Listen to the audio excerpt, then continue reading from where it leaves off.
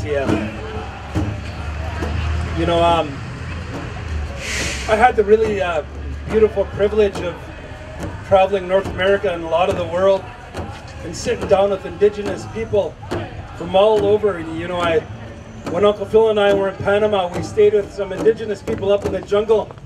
170 of them were injured. Some had their eyes scooped out. 10 were murdered, or 17 were murdered. And that's doing the same work that I do. When we presented in Brazil, one of the brothers said that I'm risking my life for doing what I'm doing. I got home 2 days later. They called me and they said he was murdered with his friend. But this is what industry does. But that's happening also here in Canada. Alberta tar sands is one of the biggest industrial projects in the world.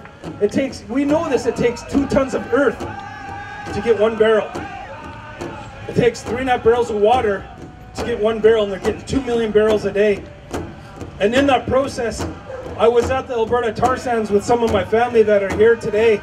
We witnessed 2 years ago when Joel James gave a totem pole to the Beaver Lake Cree who are standing up to fight for those tar sands. And the lady showed me, and it was brutal, and she asked me to share her story, and she asked if we could stop that destruction that's happening and the death that's happening to the people. She rolled up her sleeve to her elbow, and there was blisters all over, and she said, this is how cancer starts. Her 2 children were in the hospital getting treated for cancer. He said her community's dying, the water's dying. I was holding a glass of water, and she said that's the only way we could drink is it coming from a container, or bathe ourselves when it's coming from a container. The doctor said we can't bath our kids for more than 2 minutes at a time, or the kids will start getting sick, and that's what's happening. So the destruction that we see in other countries where they come out and murder them, that's what's happening right now. We have this joke of this government panel that's trying to consult First Nations. Having a 40-minute discussion with First Nations is not consultation. No. But what I see right across Turtle Island, when I was in Haida, the beautiful hosts and the beautiful work that they did to stand against Enbridge, with the Yinka Dene to stand against Enbridge, all the nations along the Kinder Morgan pipeline standing against Kinder Morgan. What I see down in South Dakota, where the Cowboy and Indian Alliance, the new CIA, what I seen with them stopping Keystone was important. Now this pipeline's going to the Energy East people. What's happening is the indigenous people are uniting. Well, hey.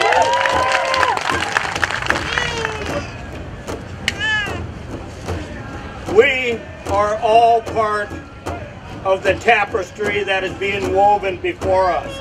Each one of you is a string in a tapestry. It's up to you to decide on where you're going to fit in. Saying, I want to be accountable. I want to fit into the tapestry of life. And we now are emerging stronger than we have ever been in our histories. Because you know, as parents, grandparents, or young people, when you look forward to your children, we want our younger generations to go further than us. We want them to go further than us, and all our ancestors prayed that way. And that's why we're rising up now, everywhere in Mother Earth, together as one human family. We're awakening to the reality of the oneness of life, that the hurt of one is the hurt of all. What is happening at Standing Rock is happening here. What is happening here with Kinder Morgan is happening in Manitoba. It's happening everywhere on Mother Earth. And Mitakiyepi, with all due respect to these crumbling institutions that call themselves governments. Yeah. All respect, by the way, to the Vancouver City Council. But I would say this. We must hold these governments responsible for what they have to say, but we also have to recognize it's we the people that are going to make the change. Together. You know, I want to just say a few more words here. I think it's really important we remember that everyone here, we all sat at one time before the sacred fire of life. We all did. Our teacher for every one of us was our beloved Mother Earth, everywhere. And we know from our ancient teachings of the oneness of all life, that everything is interrelated. Therefore, every one of us are indigenous people to Mother Earth, and every one of us is responsible for protecting the sacred, protecting the future generations. All of us. All of us. We don't care what happens to the Navajo. We don't care what happens to the Hopi. And nobody heard them. And so now they got cancer. Now their land's polluted. Now their water's polluted. You know, and what happens to them is going to happen to us. It's coming down the Fraser River to you. The silver mine. That silver mine literally peeled the skin off the salmon in the river. Now we already forgot it. We're looking for the next crisis to respond to. We can't forget that. It's about government and regulations. It's about responsibility and leadership.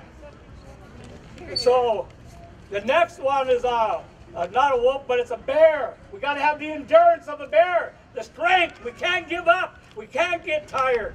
And then we have the four sacred buffalo as our elder, Phil Lane, one for each direction. The sacred buffalo. And then we have a warrior on the right following the peyote trail, and a pipe carrier on the left.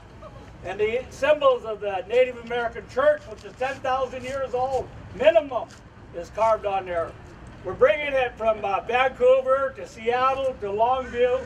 We're going to stop at Celilo Falls for prayers at that little village. And then we're supposed to go to Yakama and Spokane. But those leaders have headed to Standing Rock. So we're going to go to Standing Rock with them.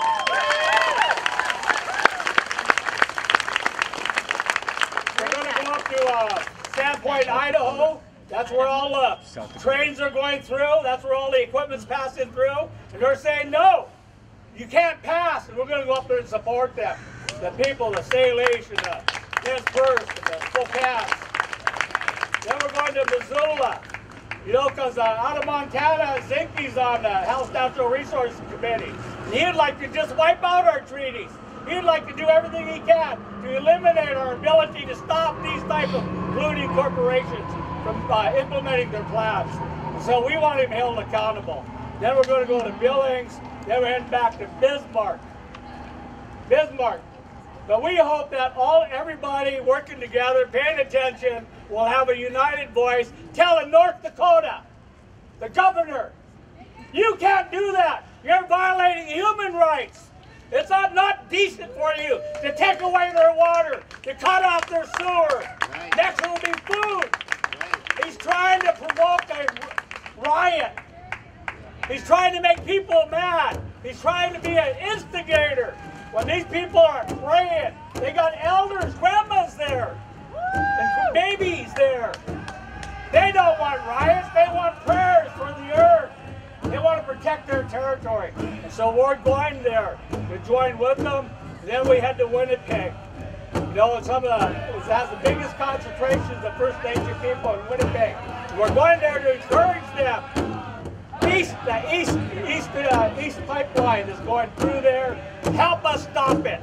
You know, they stopped the president vetoed Keystone. All right, and we're all happy. The president stood up in February and said no Keystone pipeline. So that's a victory, and that's the type of victory you want to see happen on the east. Your grandmother asked me, she said, Taco Josh, she said, what is the most sacred ceremony of all ceremonies? I've been recounting all these different ceremonies I went to. She listened. She said, those are all beautiful ceremonies. Taco Josh, she said, but the most sacred, the most holy of all ceremonies is the birth of a child. Yes. Then she looked me deep in the eyes and said, then who are you? Who are you? We are sacred beings. Each of us is a sovereignty, ancient, imperishable, and everlasting.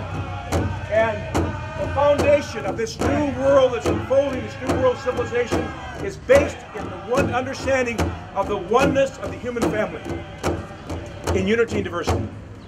With that, Mitakuyepi, comes this understanding. If we are one human family in unity and diversity, any prejudice whatsoever, any form of prejudice must be eliminated forever. Anything that has feeling better than, less than another human being has to be eliminated. All of it. And so that's what I see about this totem pole. They say there's 4 symbol systems we have as human beings. The first symbol system is how we relate to this Mother Earth. Mathematics. How we relate to one another. That's through language, spoken and unspoken. How do we relate to the unknown? How do we relate to the spiritual dimension of life? It's through the arts, the living arts. This is a manifestation of the living communication with the Spirit. Of the Spirit. And within that sacred pole are every form of prophecy, every form of representation of all the holy dimensions of who we are as human beings. And that, when you come there, and you put your hands there, you put your prayers there, to send this along this journey as we make this spiritual journey to these different places, your prayers will all be with us. Not just your prayers, because today, there's a few of us here, we are the spiritual representatives that all that have gone before us, all of them gone before us, every one of us. Just think how many people that is. A lot of people. They're all here. You can feel them. Yes. You can see them. And finally I want to say this, that our prophecies are very clear. There is no power on heaven or earth that will stop us from manifesting everywhere on Mother Earth and restoring the sacred, the understanding, first of all, we are all one human family. We're related to the mineral, the plant, the animal, the human. Yes. And that we will together carry on for our future generations, and there is no power in this material world that stops us. There will be. We have to